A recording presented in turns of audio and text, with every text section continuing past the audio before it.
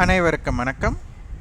Option tricky trade channel மூலம் உங்களை சந்திப்பதில் மிக்க மகிழ்ச்சி அடைகிறேன். நான் உங்கள் சந்தோஷ். நான் செபியில் பதிவு பெற்ற பங்காலோசர் கிடையாது. இது பயிற்சிக்கான காணொளி. எந்த பரிந்துரையும் நாம் வழங்குவது இல்லை. நம்மளுடைய கட்டண பயிற்சி ஆப்ஷன் டேபிளுக்கு உண்டான கட்டண பயிற்சி மே 25ஆம் தேதி துவங்குகிறது. விருப்பம் உள்ளவர்கள் 9842610908 என்ற வாட்ஸ்அப் எண்ணிற்கு தகவல் பெற்றுக்கொள்ளலாம். பதிவுகள் செய்து எங்களிடம் இணைந்தாலே வெற்றி பெற்று விடலாம் அப்படிங்கிற எண்ணத்தில் பங்கேற்க வேண்டாம். ஏனென்றால் நம்ம பை எந்த இடத்துல செய்யலாம் அல்லது செல் எந்த இடத்துல செய்யலான்ட்டு பரிந்துரையாக நம்மளுடைய வகுப்பு இருக்காது. முழுக்க சந்தை எப்படி பார்க்க வேண்டும் என்ற கண்ணோட்டத்தில் தான் நம்ம வகுப்புகள் இருக்கும். இதில் மிக முக்கியம் மீட்டிங் பாயிண்ட் கான்செப்ட். இதை தான் நிறைய பேர் மிஸ் பண்ணுறாங்க. இந்த மீட்டிங் பாயிண்ட் கான்செப்ட் நல்லா தெரிஞ்சால் மட்டும்தான் இதனை பற்றி புரிதல் இருக்கும். அதனால் எங்களிடம் தொகை செலுத்தி விட்டாலே வெற்றி பெற்று விடலாம் அப்படிங்கிற எண்ணத்தில் பங்கேற்கக்கூடாது. ஏனென்றால் இப்போ நீச்சல் அடிப்பது எப்படி அப்படின்ட்டு தியரிட்டிக்கலாக படிச்சுட்டு போய் நம்ம நீச்சல் குளத்தில் நீச்சல் அடிக்க முடியாது. அப்போ ப்ராக்டிக்கலாக அங்கே என்னென்ன இருக்கோ அதெல்லாம் நீங்கள் தெரிந்து கொண்ட பிறகு தான் நீங்கள் நீச்சல் அடிக்க முடியும். அதுபோல் பங்கு சந்தையில் இப்படியெல்லாம் இருக்கலாம் அப்படிங்கிற ப்ராபபிலிட்டி ஆஃப் சான்சஸ் நம்ம சொல்கிறோம். அதை எப்படி பார்க்கணும்னு சொல்கிறோம். அப்போ அதில் நீங்கள் உங்களுக்குன்னு ஒரு ஸ்ட்ராட்டஜி நீங்கள் பில்ட் பண்ணால் தான். இங்கே நிறைய பேர் மற்றவங்க ஸ்ட்ராட்டஜி பின்பற்றணும் அப்படின்னு நினைக்கிறாங்க. அதனால தான் நிறைய பேருக்கு தோல்வியை தழுவுறாங்க. தனக்குன்னு ஒரு சிறப்பான ஒரு ஸ்ட்ராட்டஜி இருக்கணும். அது ரொம்ப ரொம்ப முக்கியம். அது எதில் அடிப்படையில்னா மீட்டிங் பாயிண்ட் ஸ்ட்ராட்டஜி அப்படிங்கிறது தான். இந்த மீட்டிங் பாயிண்ட் அப்படின்னாலே நம்மளுக்கு எளிதாக புரிந்து கொள்ள ஒரே ஒன்று தான். இது மொத்தம் 5 கிலோமீட்டர் தொலைவுள்ள ஒரு தூரம்னா இது LHS, left hand side, right hand side இப்படின்னு வச்சுட்டா, இந்த இருவரும் இங்கிருந்து ஒருவர் கிளம்புகிறார், இங்கிருந்து ஒருத்தர் கிளம்புறார். இவங்க 2 பேரும் சேம் ஸ்பீடாக இருந்தால் இவங்க எங்கே சந்திப்பாங்கன்னா, கண்ணை மூடி நம்ம எல்லாத்துக்குமே தெரியும் இது 5 கிலோமீட்டர்னால் சரி பகுதி அப்படின்னா 2.5 கிலோமீட்டரில் சந்திப்பாங்க அப்படின்னு தெரியும். இதுதான் மீட்டிங் பாயிண்ட். இந்த மீட்டிங் பாயிண்ட்டு தான் பிரேக் ஈவன் பாயிண்ட். இந்த பிரேக் ஈவன் பாயிண்ட்டு தான் நம்மளுக்கு ரொம்ப ரொம்ப முக்கியம். இந்த பிரேக் ஈவன் பாயிண்ட்டை நன்றாக புரிந்து கொள்ளணும். இது எக்கனாமிக்ஸ் படித்தவங்களுக்கு தெரியும். சப்ளை டிமாண்ட் பற்றி இருக்கும்போது அந்த ஈக்லிபிரியம் பிஇபி தான் அதனுடைய நடுநிலை. அதை பற்றி புரிதல் தான் கண்டிப்பாக வேணும். இந்த பிஇபியை நம்ம சில இதை புரிஞ்சுக்கலாம்.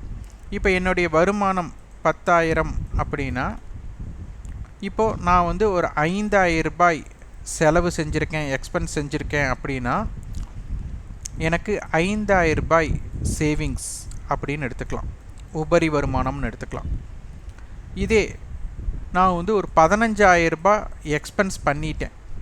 அப்போ என்ன பண்ணணும், எனக்கு 5,000 ரூபாய் நான் கடன் வாங்க வேண்டும். அப்போ இதில் பார்த்தீங்கன்னா 10,000 ரூபாய்க்கு குறைவாக நீங்கள் எக்ஸ்பென்ஸ் பண்ணுனா சேவிங்ஸ், 10,000 ரூபாய்க்கு மேலே நீங்கள் எக்ஸ்பென்ஸ் பண்ணுனா அது கடன் வாங்க வேண்டும். அப்போ 10,000 ரூபாய்க்கு நிகராக 10,000 செலவு பண்ணிட்டா நீங்கள் சேமிப்பும் இல்லை, சேவிங்ஸும் இல்லை, கடனும் இல்லை. இதுதான் பிஇபி. அப்போ இந்த பிஇபிங்கிறது 0 பாயிண்ட், அதாவது நில். அதாவது கிராஃப் பற்றி தெரிஞ்சிருப்பீங்க, உங்களுக்கு மேத்தமெட்டிக்கில் வந்திருக்கும். அதில் கிராஃபில் பார்த்தீங்கன்னா உங்களுக்கு இது y அச்சு x அச்சு அப்படின்னு கொடுத்துருப்பாங்க. அப்போது இந்த ரெண்டுமே இணையிற இடம், அதாவது x அச்சும் y அச்சும் இணையிற இடம் தான் நம்மளுக்கு 0 பாயிண்ட், அதை பிஇபி அப்படின்னு சொல்கிறது. இதனை பற்றி புரிதல் உங்களுக்கு இருக்க வேண்டும். இதை சந்தையில் பார்க்கணும். நிறைய பேர் வகுப்பில் இணைந்துருவாங்க. இணைஞ்சதுக்கப்புறம் பார்த்தீங்கன்னா மார்க்கெட்டை பார்க்க மாட்டாங்க, ஆனால் அவங்க வேலையில் இருப்பாங்க. அப்போது மார்க்கெட்டில் என்ன நடக்குதுன்னு விஷயம் தெரியாது. ஆனால் நீங்கள் தியரிட்டிக்கலாக மார்க்கெட்டை அனுபவிச்சிருவீங்க. ஆனால் ப்ராக்டிக்கலாக அங்கே என்ன நடந்ததுன்னு கூட பார்க்க தெரியாது. சந்தை மூமெண்ட் அப்படிங்கிறது ஏற்றம் இறக்கம் சார்ந்தது. அப்போ இந்த ஏற்ற இறக்கத்தில் நீங்கள் முடிவெடுக்கும் திறனில் தான் நீங்கள் சந்தையில் வெற்றி பெற முடியும். அதனால் அதனை புரிந்து கொள்ளணும். இதுதான் நம்மளுடைய வகுப்பில் முக்கியமாக இருக்கும். அதனால் சந்தையில் நேரம் செலவிடக்கூடிய வாய்ப்பு இருப்பவர்கள் மற்ற வேலைகள்லாம் தவிர்த்து இதை மட்டும் செய்பவர்கள் எளிதாக கற்றுக்கொள்ள முடியும். நான் மற்ற வேலையை தான் செய்வேன், ஆனால் நான் கற்றுக்கணும் அப்படின்னு நினைக்கிறவங்கனால கண்டிப்பாக முடியாது. நம்பிக்கையுடன் நம்மளுக்குன்னு ஒரு ஸ்ட்ராட்டஜி பில்ட் பண்ண முடியும் அப்படின்னு நினைக்கிறவங்க எப்போவுமே ஜெயிக்க முடியும். இல்லை எது பண்ணாலும் மார்க்கெட் ஏமாத்துறது தான் அப்படின்னா நான் 5 பேர்த்துக்கிட்ட கற்றுக்கிட்டேன், 6 பேர்கிட்ட கற்றுக்கிட்டேன், 10 பேர்கிட்ட கற்றுக்கிட்டேன் அப்படின்னா நீங்கள் கற்றுக் கொடுத்தவங்க மேலே பிரச்சனை இல்லை. கற்றுக்கிட்ட நீங்கள் அவங்க கிட்டேருந்து என்ன எடுத்துக்கிட்டீங்க அப்படிங்கிறது தான் ரொம்ப முக்கியம். உங்களுக்குன்னு ஒரு குறிப்பு கண்டிப்பாக நல்லவரோ கெட்டவரோ, ஆனால் அவங்க கிட்டேருந்து நீங்கள் ஒன்று அப்சர்வ் பண்ணியிருந்தீங்கன்னா அதை பின்பற்றணும். அந்த பின்பற்றது தான் ரொம்ப ரொம்ப முக்கியம். அது இருக்கிறவங்க நீங்கள் வந்துட்டு பங்கு சந்தையில் எப்போதுமே வெற்றி பெற முடியும். இது ரொம்ப ரொம்ப முக்கியம். இன்றைக்கி பார்த்தீங்கன்னா பங்கு சந்தையில் நிறைய பேர் வந்து புட் ஆப்ஷன்ஸ் பை பண்ணி லாஸ் பண்ணவங்க ஏகப்பட்ட பேர் இருப்பாங்க. அதே மாதிரி கால்ஸ் கொடுத்தவங்க, புட் ஆப்ஷன்ஸ் நிறைய ஆவரேஜ் ட்ரேட் கொடுத்தவங்க நிறையா இருக்காங்க. ஏன்னா நிறைய பேர் வந்து மார்க்கெட் மேலே போயிட்டுருக்காங்க, ஆனால் கால்ஸ் கொடுக்குறவங்க வந்து புட் சைடு கொடுத்துருக்காங்க, என்ன பண்ணலாம் அப்படிங்கிற மாதிரி நிறைய பேர் கேட்டிருந்தாங்க. பரிந்துரை அப்படிங்கிறது வந்துட்டு சில நேரம் எடுபடலாம், சில நேரம் எடுபடாது, ப்ராபபிலிட்டி ஆஃப் சான்சஸ். அதனால் அது உங்களுக்குண்டான ரிஸ்க் எடுத்து நீங்கள் தான் பண்ணணும். அதனால் எந்த பரிந்துரையும் இதில் கிடையாது. ஆனால் நிறைய பேர் வந்து புட் ஆப்ஷனை பை பண்ணுவாங்க, ஏகப்பட்ட பேர் இருக்கிறதா தெரியுது. இன்றைக்கி காலையிலேயே நம்ம வந்துட்டு காலையில் பதிவிலேயே கொடுத்துருந்தோம். நிஃப்டி வந்துட்டு 2 வீக்ஸ், அதாவது 2 வாரத்தோட ஹையில் வர்த்தகம் செய்கிறாங்க அப்படின்ட்டு. அப்போது இம்ப்ளைடு வாலட்டிலிட்டி கால் சைடு அதிகமாக இருக்குது, இதை கொஞ்சம் உற்று நோக்குங்க அப்படின்னு நம்ம சொல்லியிருந்தோம். அதனால் வந்து ஓப்பனுக்கு மேலே கீழே, ப்ரீவியஸ் க்ளோஸுக்கு மேலே கீழே, எஸ்டர்டே ஹை மேலே அல்லது கீழே, எஸ்டர்டே லோ மேலே கீழே அப்படிங்கிற மாதிரி ஒரு ஸ்ட்ராட்டஜி எடுக்க சொல்லியிருந்தோம். இன்றைக்கி பார்த்தீங்கன்னா சந்தை ஓப்பனுக்கு மேலே, எஸ்டர்டே ஹைக்கு மேலே, ப்ரீவியஸ் க்ளோஸுக்கு மேலே இம்ப்ளைடு வாலட்டிலிட்டி அதிகம். அப்போ என்ன நடந்திருக்குன்னு உங்களுக்கே தெரியும். அதே மாதிரி ஓப்பன் ஆன இடத்துக்கும் லோவுக்கும் வந்து ஸ்மால் ரேஞ்சாக இருந்தது. அப்போ என்ன ஆகணும், ரேஞ்ச் வந்து பிக் சைடு மேலே தான் கொடுத்தாகணும் லாஜிக்காக. இது அனைத்துமே இது வந்து கால் ஆப்ஷன் வந்து சண்டைக்கு வர்றையா அப்படின்னு அழைக்கிற மாதிரி தான் இருந்தது புட் ஆப்ஷனை. இன்றைக்கி யாரெல்லாம் காலையில் வந்துட்டு ஆப்ஷன் டேபிள் பார்த்தீங்கன்னு தெரியும், சொன்னீங்கன்னா ஃபீட்பேக்காக கொடுத்தீங்கன்னா உங்களுக்கு தெரியும். யாரெல்லாம் பார்த்தாங்களோ அவங்களுக்கு எளிதாக புரியும். இதுதான் மல்டிபிள் ஹெட்ஜ். இன்றைக்கி பார்த்தீங்கன்னா காலையிலேயே கால் ஆப்ஷன் ஒரு புட் ஆப்ஷனை சண்டைக்கு கூப்பிட்ருக்காங்க. அப்போது இந்த புட் ஆப்ஷனை ஜெயிக்கிறவங்க எல்லாமே யார் எந்த காலெல்லாம் ஜெயிக்கிறாங்களோ அவங்கெல்லாம் சந்தையில் மேலே போகிறக்கும் நான் வாய்ப்பாக இருக்கும். காலையில் பார்த்தீங்கன்னா 22,600 புட் ஆப்ஷன் கொடுத்துட்டு 22,700 கால், 23,000 கால் இதை கொடுத்துருந்தாங்க. யாரெல்லாம் ஆப்ஷன் டேபிள் பார்த்தீர்கள் அப்படிங்கிறத தெரிஞ்சுட்டா உங்களுக்கு எளிமையாக இருக்கும். அது போக ஆப்ஷன் செயினில் இம்ப்ளைடு வாலட்டிலிட்டி யாரெல்லாம் பார்த்தீங்கன்னு சொன்னதுலையும் 2 மணி வரை பார்த்தீங்கன்னா இம்ப்ளைடு வாலட்டிலிட்டி 14, கால் சைட் 14, குறையவே கிடையாது. எப்போவுமே வந்து இது குறைஞ்சதுன்னா டிகே ஆகும்னு சொல்லியிருப்பேன்.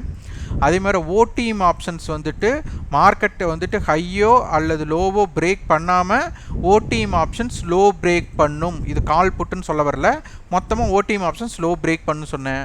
ஆனால் 3 மணி வரை உங்களுக்கு கால் ஆப்ஷன்ஸ் ஓடிஎம் கால் அட்டவணையில் கொடுத்த 23,000 கால் வர எந்த கால் ஆப்ஷனும் லோவே பிரேக் பண்ணலை அப்படிங்கிறது யாரெல்லாம் பார்த்தீங்களோ அவங்களுக்கெல்லாம் தெரியும். இது ஒரு மிக முக்கிய குறிப்பு. அப்போது இது வந்து ஒரு நாக் அவுட் மேட்ச் மாதிரி. அப்போது சண்டைக்கு வா அப்படிங்கிறது கூப்பிட்ருக்காங்க கால் ஆப்ஷன். அப்போ புட் ஆப்ஷன் வந்துட்டு கால் ஆப்ஷன் வந்து சண்டைக்கு கூப்பிட்டாங்க. இன்றைக்கி மார்க்கெட் மேலே போயிருக்காங்க. அப்போது மேலே போயிட்டுருக்கும்போது ஒரு புட் ஆப்ஷனை எத்தனை பேர் அடிச்சிருக்காங்க அப்படிங்கிறது தான் இதனுடைய தாக்கமே. இது புரிஞ்சுக்கிட்டவங்களுக்கு இந்த சந்தை பற்றி புரிதல் இருக்கும். எப்போவுமே ஆப்ஷன் பையர் அப்படிங்கிறவங்க ஒன் சைடு மார்க்கெட்டில் தான் சம்பாதிக்க முடியும். அப்போ இன்றைய தினம் இருக்கிற இடத்துலேருந்து மேலே போயிருக்காங்க, ப்ரீவியஸ் க்ளோஸ்லேருந்து போயிருக்காங்க. இல்லைன்னா இந்த மாதிரி மேலே போகிறதோ இல்லை இந்த மாதிரி கீழே போகிறதோ ஒன்று நடக்கும். அல்லது வி ஷேப் ரெக்கவரின்னு சொல்லுவாங்க. இறங்கிட்டு இருக்கிற மார்க்கெட் உடனே ஏறும், ஏறிட்டு இருக்கிற மார்க்கெட் உடனே இறக்கும். இந்த இடத்துல தான் இவங்க சம்பாதிக்க முடியும். மற்றபடி சந்தை பக்கவாட்டு நகர்வு சைட்வே மார்க்கெட்டுன்னு சொல்லுவாங்க, அங்கே சம்பாதிக்கவே முடியாது ஆப்ஷன் பையர். அப்போ முதல் நம்மளுக்கு ஒன் சைட் மார்க்கெட்னா என்ன, சைட்வே மார்க்கெட்னா என்ன, ஆப்ஷன் பையர் சைட்வே மார்க்கெட்டில் ட்ரேட் பண்ணலாமா அப்படின்னு கேள்விக்குரிய உங்களையே கேட்டுட்டு, முதல் சைட்வே மார்க்கெட் அப்படின்னா ட்ரேடே பண்ணக்கூடாது. ஆப்ஷன் பையர்னால் அமைதியாக உட்காந்துக்கணும், ட்ரேடே பண்ணக்கூடாது. நீங்கள் அங்கே 5 பாயிண்ட்டு 10 பாயிண்ட்டு நீங்கள் பயந்து நீங்கள் ட்ரேட் பண்ணி என்ன ஆகும்னா ஒன் சைடு மார்க்கெட்டில் பெரிய மூமெண்ட் கிடைக்கும்போது இந்த பயத்தினால நீங்கள் வெளியில் வந்துடுவீங்க. அப்போ உங்களுடைய ட்ரேட் என்ன பண்ணணும்னா ஒன் சைடு மார்க்கெட்டில் மட்டும் ட்ரேட் பண்ண முற்படணும். அதை தான் நீங்கள் புரிஞ்சுக்கணும். இது ரொம்ப ரொம்ப முக்கியம். அதே மாதிரி இந்த ஆப்ஷன் செயினை பார்த்தா உங்களுக்கே தெரியும். இப்போ பாருங்கள், 22,950 கால் 23,000 கால் போட்டிருக்கோம். இவங்க 17 ரூபானா நீங்கள் 23,000 போட்டு கண்ணை மூடிட்டு சொல்லலாம் 36 அல்லது 37ன்னு. அந்த அளவுக்கு இது தாக்கமாக இருக்கும். மன்னிக்கணும், 37 17னா 32 இல்லை 33 இருக்கும். ஏன்னா 50 ரூபாய் இவங்க 2 பேர் பிரிச்சுக்கிறாங்க. அப்போ இவங்க 17னா அவங்க வந்துட்டு 33. அந்த அளவுக்கு லாஜிக்காக நீங்கள் யோசிச்சிங்கன்னா தெரியும். இதுதான் இதே ஃபார்மேஷன் எல்லாமே பாருங்கள். 22,900 இவங்க 32னா அவங்க 68 இருக்கணும், அவ்வளோதான். இதே இங்கே பாருங்கள், 22,600க்கும் 23,000க்கும் பார்க்குறோம். இது 400 பாயிண்ட் ரேஞ்சு. இவங்க 32 400ல் 32 கழிச்சிட்டிங்கன்னா அவங்க 368 ரூபா இருக்கணும். பார்த்தீங்கன்னா அவங்க அதான் இருப்பாங்க. இந்த மாதிரி தான் ஆப்ஷன் செயின் ஃபார்மேஷன் இருக்கும். இந்த ஆப்ஷன் செயின் ஃபார்மேஷன் நீங்கள் புரிஞ்சுக்கிட்டால் மட்டும்தான் இதில் ஜெயிக்க முடியும். அதனால் இதனை நன்றாக புரிந்து கொள்ளுங்கள். இப்போ ஆப்ஷன் டேபிள் அடுத்த எக்ஸ்பைரி, மந்த்லி எக்ஸ்பைரி எப்படி இருக்குன்னு பார்க்கலாம். இதில் பாருங்கள், இதுவும் மல்டிபிள் ஹெட்ஜ் தான். இதுவும் கொடுத்துருக்குறாங்க. 23,000 கால் 22,500 புட்டோட ஃபஸ்ட்டு சண்டை போட்டிருக்காங்க. அவங்களோட மையப்புள்ளி 22,750. அடுத்து 23,000 கால் 22,700 புட், அப்போ 22,850. அடுத்தது 23,000 கால் 22,600 புட், அப்போ 22,800. அப்போ இந்த 3 ஜோன் முக்கியமாக இருந்தது. இந்த 3 ஜோன்லேயும் சந்தை அந்தந்த இடத்துல கொஞ்சம் கொஞ்சம் நின்றுட்டு ப்ளே பண்ணியிருப்பாங்க. அது பார்த்தா உங்களுக்கு தெரியும். அடுத்தது 23,000 கால் நம்மளுக்கு நேற்று 41 ரூபா இருந்திருக்காங்க. இன்றைக்கி லோ பார்த்திங்கன்னா 37 ரூபா, 177 ரூபா ஹையை வச்சுருக்காங்க. இது ரொம்ப ரொம்ப முக்கியமான ஒன்று. எத்தனை மடங்குன்னு பாருங்கள், 2 மடங்குக்கு மேலே 3 மடங்கு கொடுத்துருக்காங்க. இதே எக்ஸ்பைரி கரண்ட் மந்தோட எக்ஸ்பைரி பார்த்தீங்கன்னா உங்களுக்கு தெரியும் 90 பைசா ப்ரீவியஸ் க்ளோஸ் 23,000 கால் இங்கேருந்து 17 ரூபா போயிருக்காங்க. அப்போ அவங்களோட ஏற்றம் பாருங்கள் 1700% அந்த அளவுக்கு தாக்கம். ஏன்னா 1 ரூபாய்க்கு 2 ரூபானா 100% போயிருக்காங்கன்னு அர்த்தம். அப்போ இவங்க 1 ரூபாயிலிருந்து 17 ரூபா போயிருக்காங்கன்னா அந்த அளவுக்கு யோசிச்சு பாருங்கள் எவ்வளவு சதவீதம் இவங்க வந்து பலமாக இருந்திருக்காங்க அப்படின்ட்டு. அப்போ இவங்க பலமாக இருக்கும்போது புட் ஆப்ஷன் எப்படி தாக்கத்தை கொடுக்க முடியும்? ஏன்னா 2 பேர் போட்டி போடுறாங்கன்னா ஒருத்தர் வந்து பலமாக இருக்கிறாங்கன்னா ஒரு பலவீனமாக இருக்கிற, அப்போ ஆப்போனண்ட்டும் பலமாக இருந்தால் வேற மாதிரி இருந்திருக்கும். ஆப்போனண்ட் பலவீனமாக இருக்கிறாங்கன்னா அப்போ அவங்களுடைய தாக்கம் எப்படி இருக்கும் அப்படிங்கிறதை நீங்கள் எளிதாக புரிந்து கொண்டு நீங்கள் பார்த்தால்தான் அதனை பற்றி புரிதல் உங்களுக்கு கிடைக்கும். அடுத்து பேங்க் நிஃப்டி இம்ப்ளாய்ட் வாலிட்டி பார்த்துக்கலாம். அடுத்த மந்தோட கான்ட்ராக்டில் இம்ப்ளாய்ட் வாலட்டிலிட்டி இங்கே வந்து கொஞ்சம் கம்மியாக இருக்குது. நம்மளுக்கு ஒரு இம்ப்ளாய்ட் வாலிட்டி ஒரு 15 அப்படிங்கிறது ஒரு சராசரியாக, அப்போ அதற்கு குறைவாக இருக்கனால இந்த ஏற்றம் அப்படியே அடுத்த நாள் கன்வெர்ட் ஆகக்கூடிய வாய்ப்பு உள்ளதா அப்படின்னு ஒரு கேள்வி கேட்டோம்னா, இங்கே மந்த நிலை இருக்கிறதுனால நாளை தினம் நம்மளுக்கு வந்து ஒரு சைடுவே மார்க்கெட் போகக்கூடிய வாய்ப்புகள் அதிகமாக இருக்கலாம்.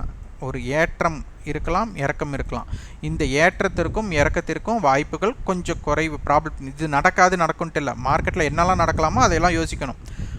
பக்கவாட்டு நகர்வாகவும் இருக்கலாம். அப்போது நம்மளுக்கு ஓப்பன் அப்படிங்கிறது நாளை தினம் ரொம்ப ரொம்ப முக்கியமாக இருக்கும். அதனை பார்த்து கொள்ளுங்கள். Bank Nifty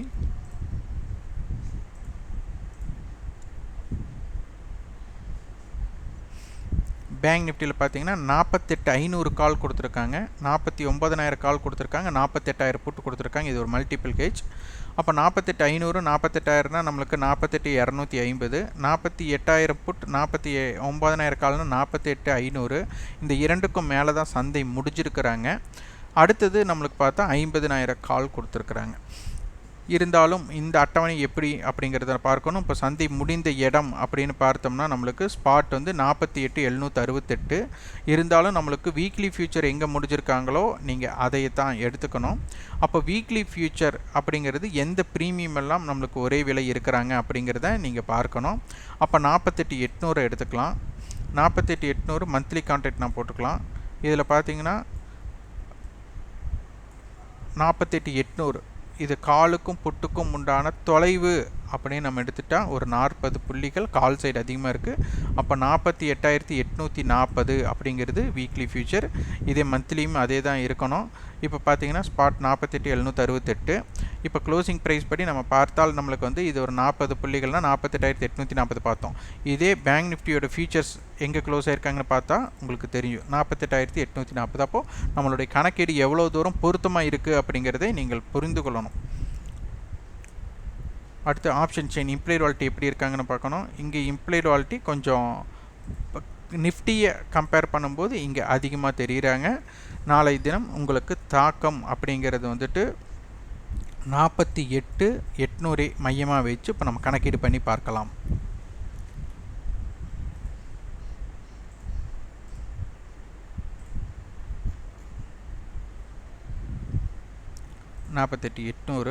expiry monthly expiry.